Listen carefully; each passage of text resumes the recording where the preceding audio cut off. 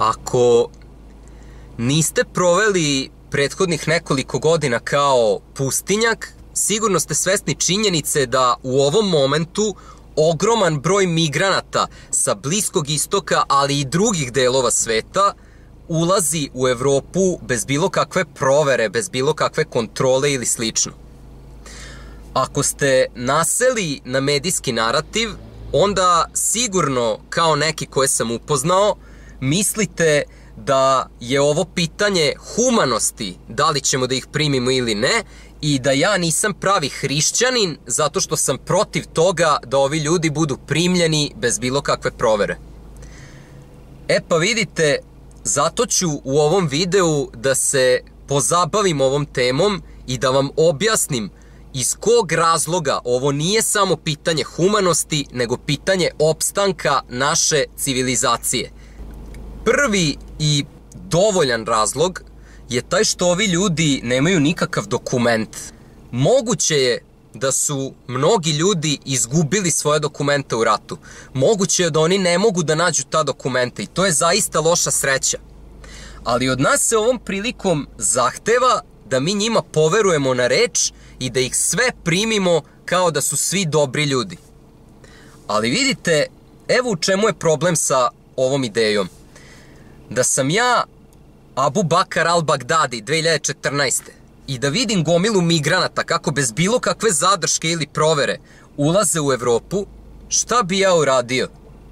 Pa uzeo bi nekoliko hiljada svojih najboljih vojnika i rekao bi idite s njima. I šta bi onda bilo? Onda bi hiljade i hiljade džihadista završilo u Evropi bez da iko za to zna.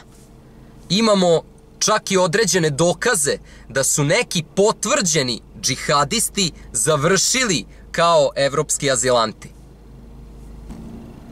Još jedan razlog zašto nam nije pametno primati ove migrante je taj što oni dolaze sa ratom najzahvaćenijih prostora na ovoj planeti, najradikalizovanijih, sa gomilom radikalno-islamističkih sekti.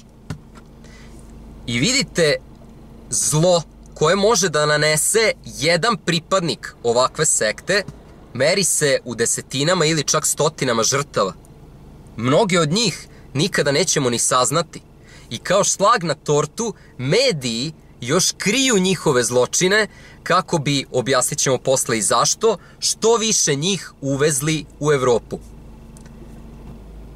Ali čak i ako zanemarimo činjenicu da ovi ljudi dolaze sa veoma radikalizovanih podneblja, opet ostaje jedna stvar. Ovi ljudi pripadaju potpuno različitoj kulturi od našeg naroda. I samim tim sporazum između naših i njihovih ljudi postaje znatno otežan. Vidite, čak i ako se različite lokalne kulture pomešaju, nastaju problemi. Daću vam primjer. Kada su moji proterani iz Slavonije, u velikom broju je gomila ljudi iz Krajine istovremeno naseljena na podneblje Novog Sada.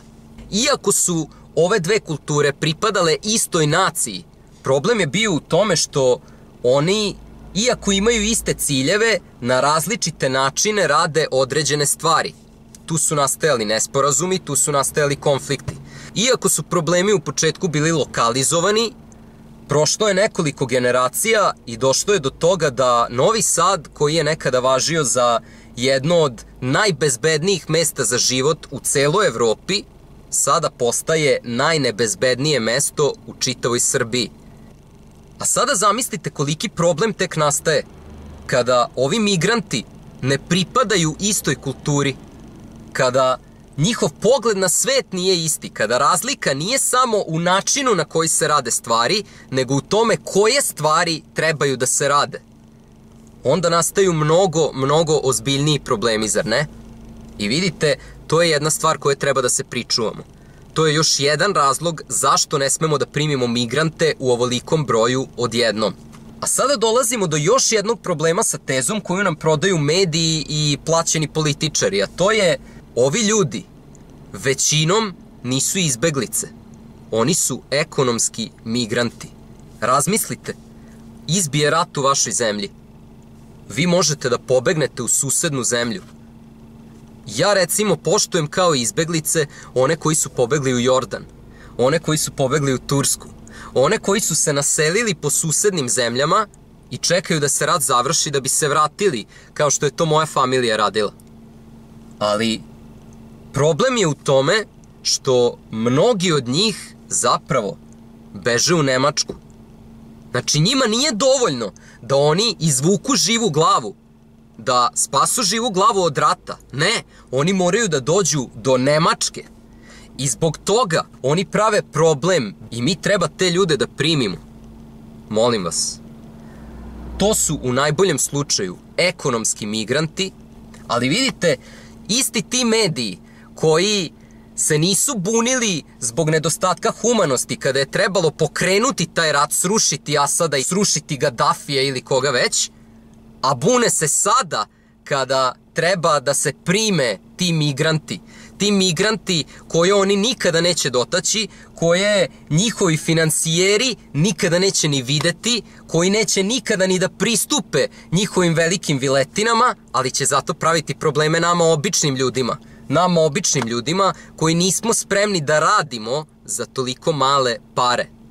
Ali pored toga što globalističke elite koje upravljaju većinom Evrope žele jeftinu radnu snagu, oni također žele još nešto. Oni žele da unište svog glavnog neprijatelja na ovom svetu, a to su pre svega evropske nacije. Jer evropski narodi jedini su koji pričaju o ljudskim pravima više nego o ičem drugom. Jedini su koji ni po koju cenu nisu spremni da se odreknu svoje slobode i svog dostojanstva. Jedini su koji su u stanju da se efikasno bore protiv njih. I zato Evropa mora da padne.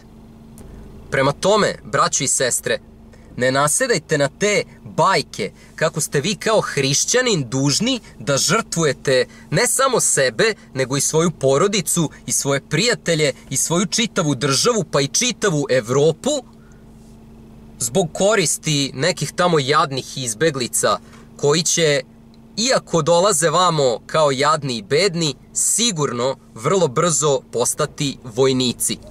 Ako želite da pomognete ljudima iz Sirije, pošaljite neki novac, pošaljite neku odeću i borite se koliko god možete da zaustavite rat koji se kod njih dešava. A ako vi njih pustite da u ovolikom broju dođu u našu zemlju, oni neće početi da žive kao što mi živimo, nego će oni našu zemlju pretvoriti u ono što je njihova zemlja.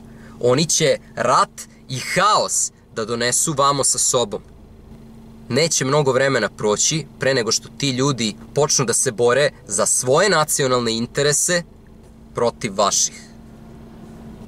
Da se razumemo, ja ne smatram da su većina ovih ljudi vojnici.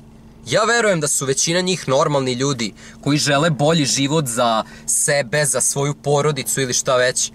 Ali problem je u tome što ako 0,1% njih ispadne da su teroristi, tih 0,1%, pa čak i manje, mogu da stvore toliku štetu da se Evropa neće oporaviti decenijama nakon toga. I vidite, to je jedan dodatan problem. To je razlog zašto moramo, kako znamo i umemo, u najmanju ruku da prestanemo da primamo ove ljude, a u najboljem slučaju da ih sve vratimo tamo odakle su došli.